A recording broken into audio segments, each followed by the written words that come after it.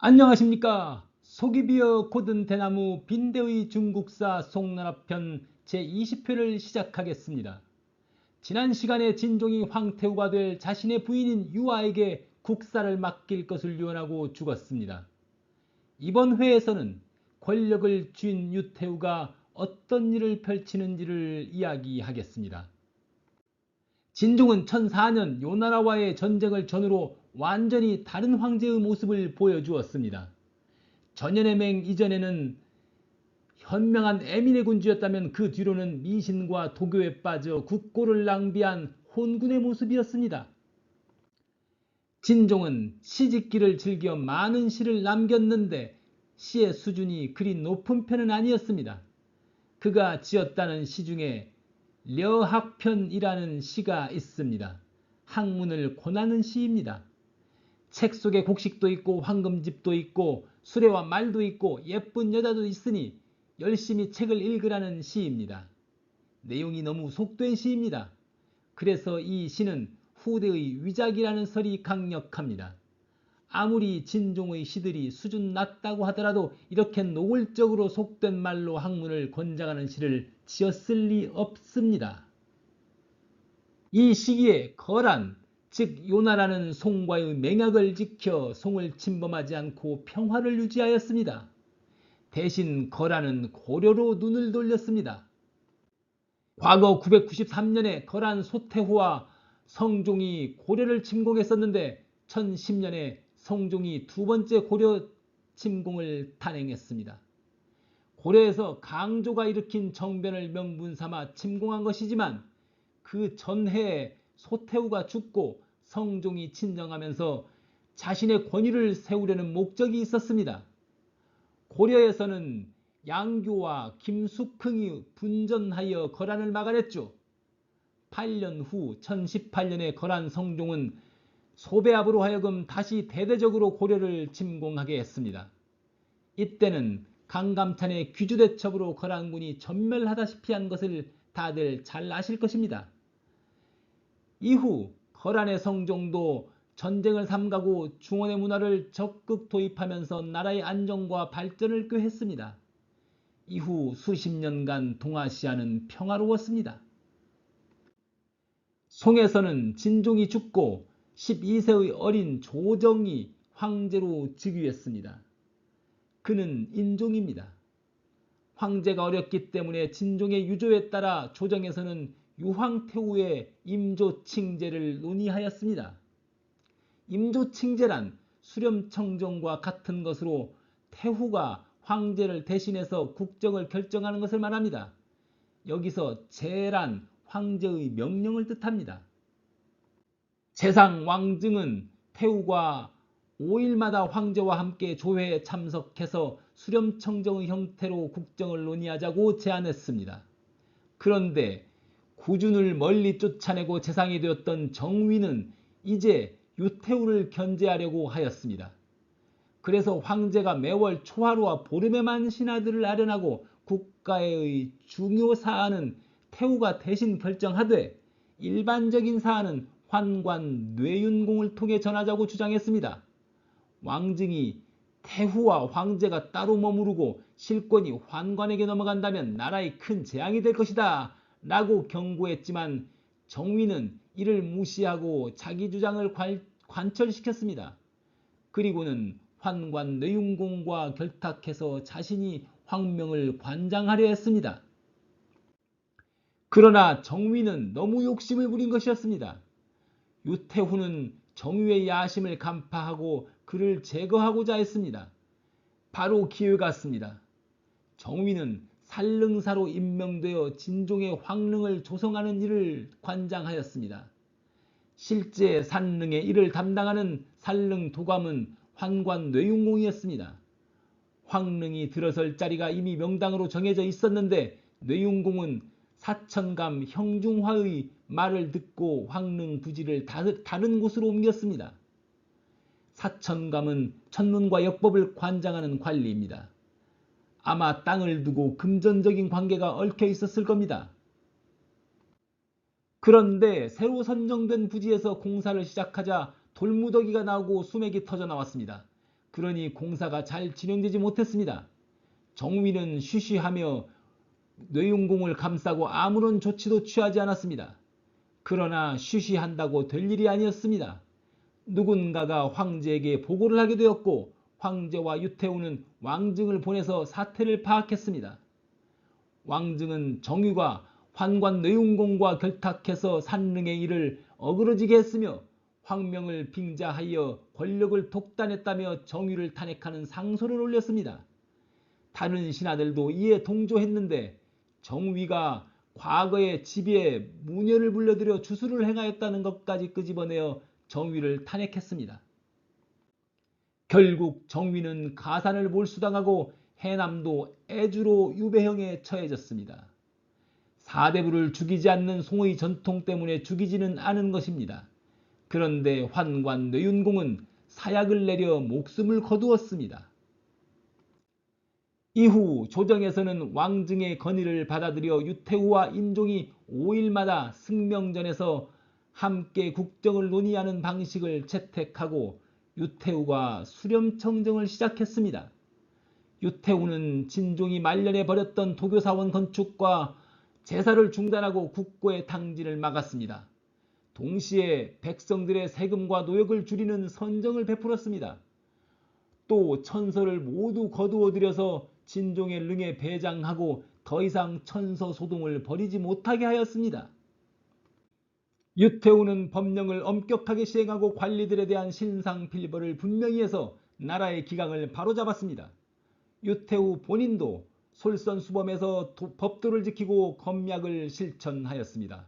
그러다 보니 대신들이 항상 긴장하고 함부로 행동하지 못하게 되었으며 유태우의 권력은 더욱 강화되었습니다. 그리하여 진종 때 구준과 정유의 대립과 같은 극심한 당쟁이 사라지고 정치가 안정되었습니다. 유태우는 수렴청정을 시작한 다음해인 1023년에 사청성 익주에서 교자를 발행해서 상업의 진흥을 꾀했습니다. 교자는 일종의 집회 또는 어음이라고 할 수 있습니다.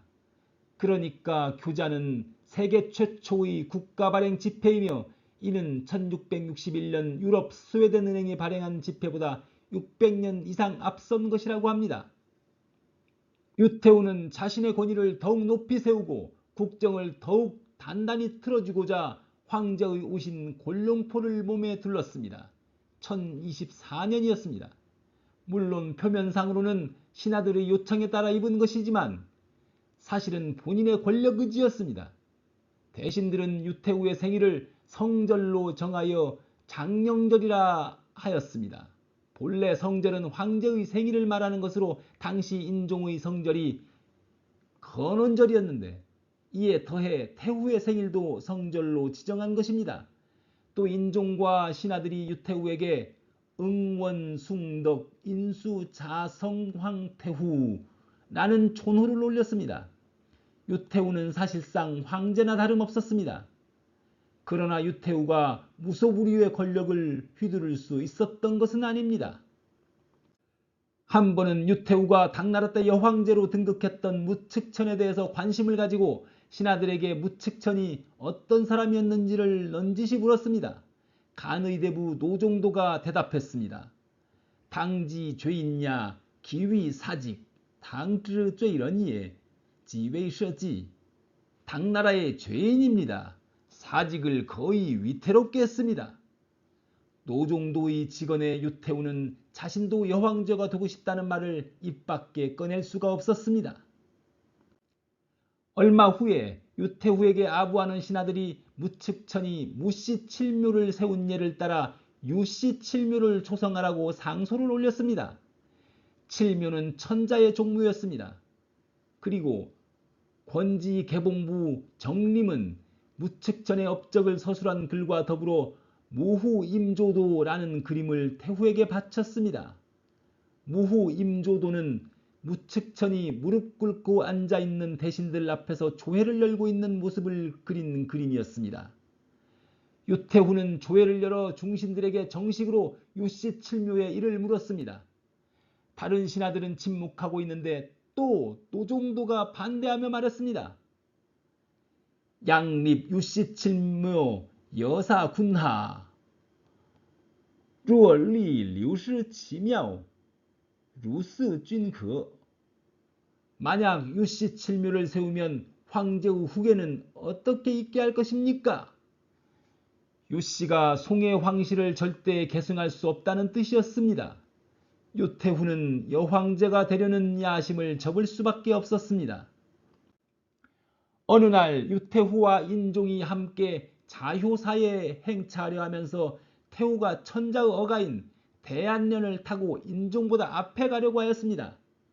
노종도가 이를 보고 막아서며 말했습니다. 부사 종자 부인지도야. 지아비가 죽으면 아들을 따르는 것이 부녀자의 도리입니다. 후스 종즈 후런즈 따위에. 노종도의 목숨을 건 간언을 듣고 유태우는 가마를 황제의 뒤로 배치하였습니다. 유태우를 견제하는 사람이 노종도만은 아니었습니다. 조리용도 유태우를 견제하였습니다. 그런데 조리용은 자신의 공로와 권세를 믿고 처신을 함부로 하였습니다.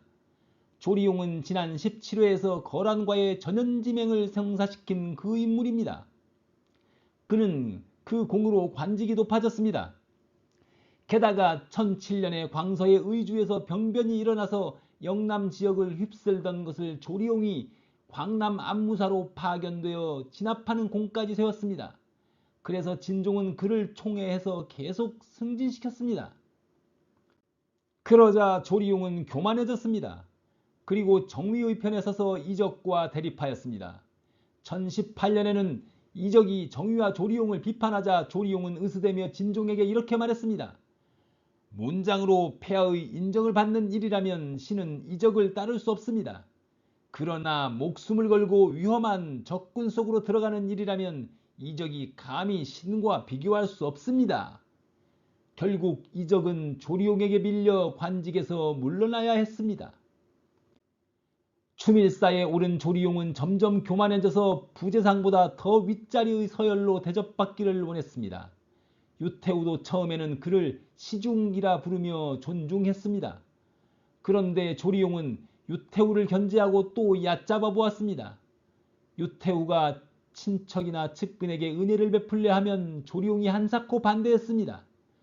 또 조리용은 황태우가 수렴청정할 때 드리워진 발을 손으로 가볍게 툭툭 치곤 했습니다. 그리고 자신의 허리띠를 만지작거리면서 불손한 태도를 보였습니다. 신하들이 이를 보고 진종폐하가 계셨다면 그가 감히 이렇게 했겠습니까? 라고 유태우에게 일렀습니다. 유태우는 조리용을 불쾌하게 생각하게 되었습니다. 노종도 또한 오만불손한 조리용을 여러 차례 탄핵하였습니다. 노종도는 1029년에 죽었는데 그 해에 조리용의 조카인 조예라는 사람이 술에 취해 황제의 의복을 입고 만세를 외쳤다는 고발이 들어왔습니다. 유태우는 이를 빌미로 조리용을 영모로 몰아 처형하려 했습니다. 그녀는 직접 조리용과 그 조카가 영모를 꾀한 것이 명백하니 반드시 즉시 처형해야 한다 라는 서찰을 재상 왕증에게 보냈습니다. 조리용을 영모죄로 엮는 것을 반대하는 신하들이 있었으나 유태우는 밀어붙였습니다. 그리하여 조예는 장형을 받아 죽었고 조리용은 경령궁의 공금을 유용한 죄가 더해져 방주로 유배되었습니다. 그런데 조리용을 유배지로 호송하던 환관 양회민이 양양의 역참에 이르렀을 때 더 이상 가고 싶지 않다면서 조리용에게 고차한 목숨을 부지해서 뭐하나는 등 모욕적인 언사를 내뱉으며 그를 핍박했습니다. 아마 유태우의 뜻이었을 것입니다. 조리용은 굴욕을 참지 못해 목을 메어 자살하고 말았습니다. 사실 조리용의 모반 사건은 조리용을 무리하게 모반으로 엮은 측면이 많았습니다. 그렇기 때문에 당시의 사람들도 조리용의 죽음을 다 억울하다고 여겼고 유태우도 임종전에 조리용을 복권해 주었습니다. 같은 해 1029년에 또 한 가지 큰 사건이 있었습니다. 진종이 대대적인 노역을 동원해서 지은 도관인 옥청소웅궁이 번개를 맞아 불에 타버렸습니다. 유태후는 선제께서 공들여 지은 건물이 전각 몇 개만 남고 타버린 것을 안타까워하며 다시 재건하려고 하였습니다. 그러자 범옹이라는 신하가 반대하며 말했습니다. 차라리 다 태워버리는 것만 못합니다. 선제께서 이걸 짓느라 온 나라의 힘을 다 소모했습니다. 이걸 다시 지으려 한다면 백성들이 견디지 못할 것입니다. 이것은 하늘의 경고입니다. 범옹은 사려 깊은 사람이었습니다. 유태우는 범옹의 말에 따라 옥청 소흥궁을 재건하지 않았습니다. 유태우는 말년에 이르러서도 여황제의 꿈을 버리지 못했습니다. 1033년 2월에 황제의 골룡포를 입고 태묘에 제사하고자 하였습니다. 신하들이 크게 반발했습니다. 그래서 골룡포의 일부 문양을 제거하고 황제의 검을 착용하지 않는 것으로 타협했습니다. 그리고 한 달 후 3월에 유태우는 병으로 몸져 누웠습니다. 그러자 대사면령을 내려 병이 낫기를 기원했습니다. 죽은 구준과 조리용은 사후 복권되었고 정위는 유배지를 개봉과 가까운 곳으로 옮겼습니다. 그러나 유태우는 병세는 회복되지 못하고 곧 운명하였습니다. 인종은 유태우의 죽음에 통곡하였습니다. 태후가 임종 전에 골룡포를 여러 번 당겼는데 그 뜻이 무엇일까를 신하들에게 물었습니다. 신하들은 태후께서 황제의 옷을 입은 모습을 저승에서 선제께 보이고 싶지 않으셨던 것이라고 말했습니다. 인종은 신하들의 뜻에 따라 유태후의 골룡포를 황후의 의복으로 교체하고 장례를 치렀습니다. 유태우는 야망이 있었지만 무측천처럼 신하들을 죽이면서까지 자신의 야망을 실현하려고 하지는 않았습니다. 국정을 틀어쥐고 안정적으로 수렴청정하였던 유태우가 죽은 후 송나라 조정에는 어떤 일이 벌어질까요? 다음 회에 이어서 이야기하겠습니다. 오늘 이야기가 재미있었다면 구독, 좋아요를 꼭 눌러주세요.